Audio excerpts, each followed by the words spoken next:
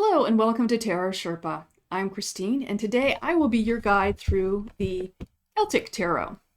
So this has been Kristoffer Hughes week. We looked at B Tarot on Monday and we looked at Yuletide Tarot on Tuesday. Celtic Tarot is one of his earlier works. This was first published in 2017 and is now in its sixth printing. Over 24,000 copies of this deck have been sold, and it's almost unnecessary to do a tarot video, but there's probably 2 or 3 tarot readers out there who haven't purchased it yet who may want to have a look. So the author, as I said, was Kristoffer Hughes. He is the chief of the Anglesey Druid Order.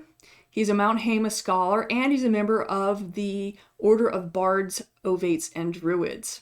So he has quite the credentials to be writing tarot books. He's been working with tarot since he was 13, and he's a Gen Xer like myself, so that's been a few years ago.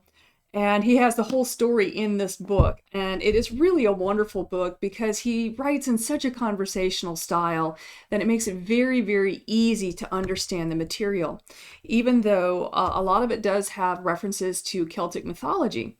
So he does go through all of that and explain it very, very well. The artist is Chris Down, who is a prolific artist. He's illustrated over 60 books. And he called this deck the commission of a lifetime because it took him 3 years to create all of the illustrations for this deck. And it is a fully illustrated 78 card deck. And you will see that it was well worth his time because it is absolutely gorgeous artwork. So it's been published by Llewellyn Publishers. You get in a lovely literature box this book, Branches of the Celtic Tarot, as I said, written by Kristoffer Hughes. And it's got some beautiful illustrations. It's full color, lovely book. He also has a really nice quick start guide in that book. So if you're not familiar with tarot, there's some really easy tips on how to understand how the cards and suits work together. So you do get 78 cards. It is arranged in 4 suits. You have 22 major arcana and the 56 minor arcana in 4 suits. You get wands, cauldrons, swords, and shields. So it gives it a little bit more of a Celtic vibe. And the major arcana, some of them have been renamed in order to be a little bit more in line with Celtic mythology. But very easy to follow and very correspondent to the Rider-Waite-Smith system. So it's not like you have to learn a new system. But the artwork is absolutely gorgeous. So let's look at the cards.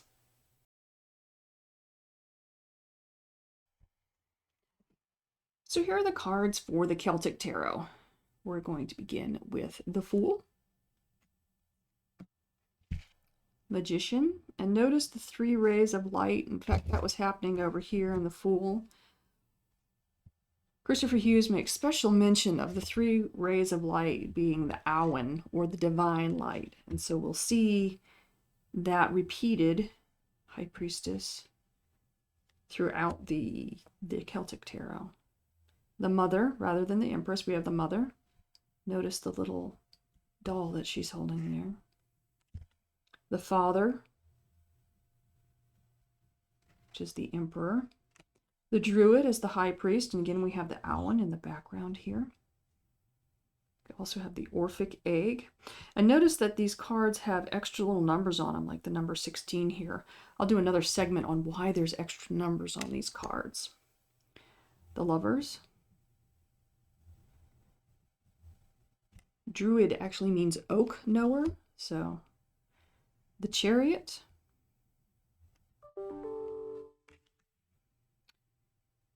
Strength, again, the Awen. The Merlin is the Hermit in this deck. The Wheel of Fortune. I especially love his description of the Wheel of Fortune. Justice, the Hanged Man, and in this case the Awen is flowing from him. Death,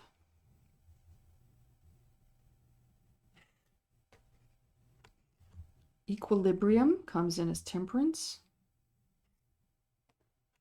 The Shadow is the Devil card.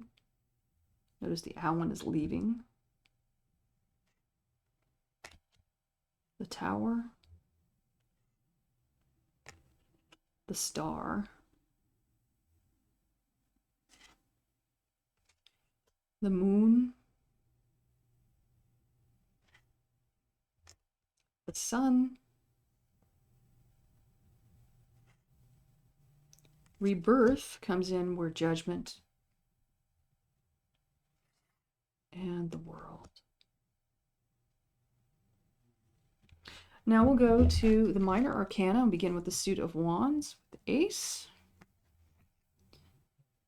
The Two of Wands, notice it's the dragon over here that's got that second wand.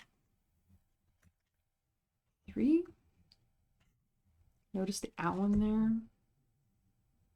4 of Wands. 5, we have a little pygmy hog there that's a symbol of stubbornness. 6 of Wands. The 7. 8 of Wands, and notice that this one has the dual serpent attached. 9 of Wands. 10 of Wands. Page of Wands. The Knight of Wands. The Queen of Wands. Notice she's got like a little companion cat here. And a companion dragon. And the King of Wands. Next we'll move to cauldrons. Ace of Cauldrons. 2. 3. The Owen. The Divine Light there. 4. 5 of Cauldrons, and notice we've got the little boar of stubbornness again there too. 6. 7, and I kind of think it's interesting in this one that only one of them has anything in it. Everything else just is nebulous. 8 of Cauldrons. 9 of Cauldrons, and this is not a grim, dismal scene. The mythology of the head is actually quite jovial, and this guy's just passed out from partying. 10 of Cauldrons. Page of Cauldrons. Knight of Cauldrons.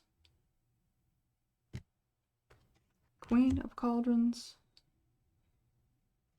And the King of Cauldrons is Kronos, the god of the sea. Now we'll move on to swords. The Ace. 2, very like the Rider-Waite-Smith there. 3. 4 of Swords. And there's that little stubborn hoglet there. 6 of Swords. 7 of Swords. 8 of Swords. I think the addition of the roses here on the 9 of Swords are interesting. 10 of Swords. Page of Swords. Got our Knight. Our Queen of Swords. And the King of Swords. And lastly, we'll go on to shields. The Ace. 2 of Shields. Notice the slight infinity symbol over the head. The Owen again on the 3 of Shields. 4 of Shields. 5 of Shields. 6, notice you've got the balances over his head there. 7 of Shields. They're actually conjuring something. 8 of Shields. 9 of Shields. 10 of Shields, and you have the Tree of Life symbology over here. But there's also a longer story in the book about why she's stepping over a wand there. Page of Shields, Knight of Shields, Queen of Shields, and the King of Shields. And that's the cards from the Celtic Tarot.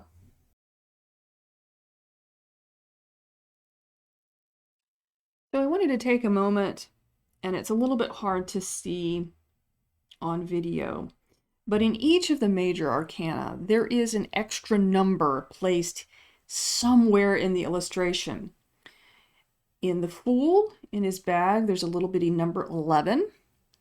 On the Cauldron of the Magician, there's a number 12. And on the Book of the High Priestess, there's a little 13 in there. So the meaning of those numbers relate to the Kabbalistic tree of life. The numbers 1 through 10 occupy the main spaces on the tree of life, but the major arcana are the bridges between those spaces or discs or areas of the tree of life where one has a moment of pause. But it's the major arcana that get us from one place to another. And each one of those paths are numbered, and they're numbered in the same sequence as the major arcana. 1 through 10 has been taken by the pip cards, so we begin at the Fool, which is number 0, and he gets number 11. Number 1 Magician gets 12. High Priestess gets 13, and so forth. I hope you enjoyed our journey through the Celtic Tarot. So the Roses and Thorns of this deck, I love using this deck. You can use it for any kind of reading. The only thing that I've noticed has tripped people up, a possible thorn, is that there is a lot of Celtic terminology. There's a lot of Celtic mythology. And if somebody's not familiar with that, then it becomes a little bit confusing. However, Wikipedia can solve all your problems with that, and you can even look up Welsh and Celtic pronunciation and figure out how to say all of these words with the unusual vowel-consonant combinations that they have. So I highly recommend this deck. Obviously, like I said in the introduction, 24,000 copies. As of September 22 were in circulation, and I've bought mine since then. So there's even more than that, which is a fabulous resume for any deck. It's a beautiful deck, and I really hope you enjoyed getting to look at the cards. And so if you like this video, please like. And if you enjoy this kind of content, if you're looking for more tarot reviews, please subscribe. And I will keep producing all of these tarot reviews. My next video is going to be a reading with the Celtic Tarot. So if you're interested in seeing how the Celtic Tarot works, I'll be doing a video on that, and I'll use a spread from the Celtic Tarot book. So I hope you enjoyed this video. Thanks for watching. Bye for now.